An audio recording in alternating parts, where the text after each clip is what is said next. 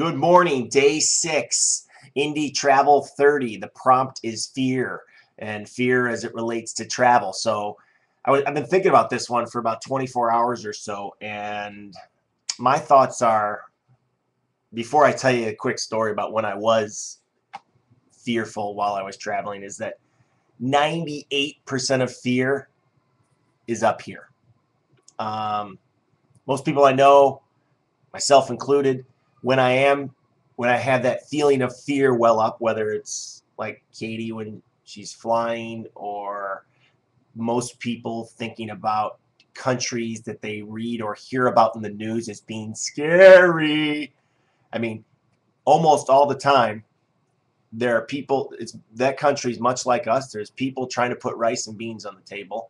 And the things that you read about in the news are confined to very small areas. That's been my experience. I'm not saying that there aren't places to genuinely be afraid of. So on to my fear story. I was in Lhasa. I was in Tibet on my overland trip. So this was kind of like the trip that helped spawn BootsnAll in the late 90s. And we were taking a Toyota Land Cruiser from Lhasa, Tibet to Kathmandu.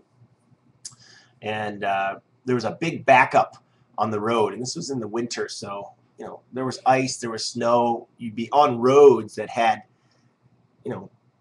cliffs with no railings, and it would go down, I don't know how far, but a long way. Not, if you fell off, you're probably dead.